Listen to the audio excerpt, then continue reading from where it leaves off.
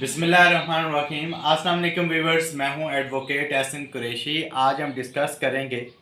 कल supreme court of Pakistan में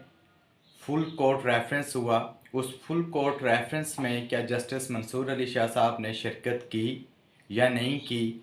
और अगर उसमें शिरकत की तो उसमें डिस्कशन क्या हुई, फुल कोर्ट रेफरेंस किस लिए कॉल किया गया था, और फुल कोर्ट रेफरेंस बुलाने के लिए ये तजवीज़ जस्टिस मंसूर अली शाह साहब की थी, और जस्टिस यहिया अफरीदी साहब ने जो चीफ जस्टिस ऑफ पाकिस्तान है उनकी इस तजवीज़ को माना। और ये देखना है कि उस फुल कोर्ट रेफरेंस के अंदर क्या डिस्कशन हुई, और ये भी डिस्कस करेंगे कि क्या तमाम जजेस ने बशमूल जस्टिस मनीब अख्तर और जस्टिस मंसूर अली शाह, क्या उन्होंने ये एका कर लिया है कि आइन की बालादस्ती, अदलिया की इंटेग्रिटी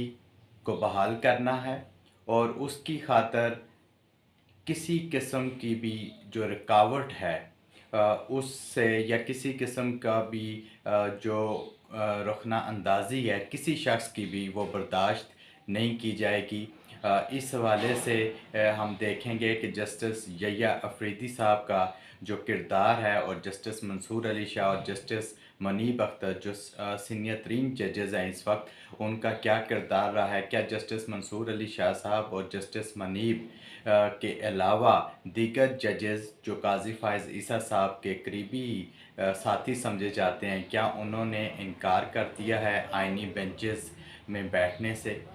क्या उन्होंने भी जस्टिस मनीब और जस्टिस यहिया अफरीदी और जस्टिस मंसूर अली शाह साहब के साथ खड़े होने का फ़ैसला कर लिया है? इसके ऊपर भी डिस्कस करेंगे, और ये भी डिस्कस करेंगे कि हुकूमत के लिए कितनी मुश्किलात हो सकती हैं। क्या सुप्रीम कोर्ट के अंदर पहले की तरह ग्रुप बंदी होगी, या फिर जजेस जो हैं वो तमाम के तमाम जजेस एक दूसरे के साथ खड़े होंगे और आइन की बालादस्ती और सुप्रीम कोर्ट की जो इज़्ज़त है, इंटेग्रिटी है, उसको बहाल करने में आम किरदार अदा करेंगे। इससे पहले कि मैं अपनी वीडियो का बाकायदा आगाज़ करूं, आपसे गुजारिश है अगर आप मेरे चैनल पर नए हैं तो इस चैनल को सब्सक्राइब कर लें, और इस वीडियो को भी ज़्यादा से ज़्यादा लोगों तक शेयर करें ताकि ये मालूमाती वीडियो ज़्यादा से ज़्यादा लोगों तक पहुँचाई जा सके। Justice chief justice of Pakistan justice Yahya Afridi साहब ने जैसे ही ओथ टेकिंग सेरेमनी से वो फारिग हुए, तो उसके फ़ौर बाद पहला काम जो उन्होंने चार्ज लेने के बाद या ऑफिस संभालने के बाद जो पहला काम किया था वो ये किया था कि जस्टिस अमीनुद्दीन ख़ान साहब को, जो चौथे नंबर पर आते हैं सीनियरिटी में, उनको कमेटी में से निकाल दिया था, और जस्टिस मनीब अख्तर को दोबारा कमेटी के अंदर शामिल कर लिया था। कौन सी कमेटी? जो प्रैक्टिस एंड प्रोसीजर कमेटी है, जिसने बेंचेस की तश्कील देना होती है। काजी फ़ाइज़ ईसा साहब ने जस्टिस मनीब साहब के खौफ की वजह से और अपनी मर्ज़ी के बेंच बनाने की वजह से उन्होंने जस्टिस मनीब को जो practice and procedure amended ordinance 2024 government ने उनको फैसिलिटेट करने के लिए पास किया था, उसके तहत उन्होंने जो जस्टिस मनीब हैं उनको प्रैक्टिस एंड प्रोसीजर कमेटी में से रिमूव कर दिया था, और अमीनुद्दीन ख़ान साहब को अपनी मर्ज़ी का जो जज जो है उनको शामिल करके उन्होंने 8 से 9 जो है लार्जर बेंचेस की तश्कील दे दी थी। वो जस्टिस यहिया अफरीदी साहब ने उनको रिमूव किया। कल फुल कोर्ट रेफरेंस था। आल्दो जस्टिस मंसूर अली शाह साहब इस वक्त पाकिस्तान में मौजूद नहीं है, वो उम्रे के लिए बाहर गए हुए हैं, मगर उसके बावजूद ये तजवीज़ उनकी थी, और जस्टिस यहिया अफरीदी साहब ने उनकी तजवीज़ को माना, और उस अजलास जो कल था फुल कोर्ट रेफरेंस, उसमें तमाम जजेस शामिल हुए, और जस्टिस मंसूर अली शाह भी वीडियो लिंक के ज़रिए उसमें शामिल हुए। इस अजलास के अंदर जो सबसे केस मैनेजमेंट सिस्टम के हवाले से बात की गई, और जो सुप्रीम कोर्ट के रजिस्ट्रार हैं जज़ीला असलम साहिबा, उन्होंने उनको ब्रीफिंग दी तमाम जजेस को, और बताया कि इस वक्त पाकिस्तान की सुप्रीम कोर्ट में 59,191 केस जो हैं वो पेंडिंग है, और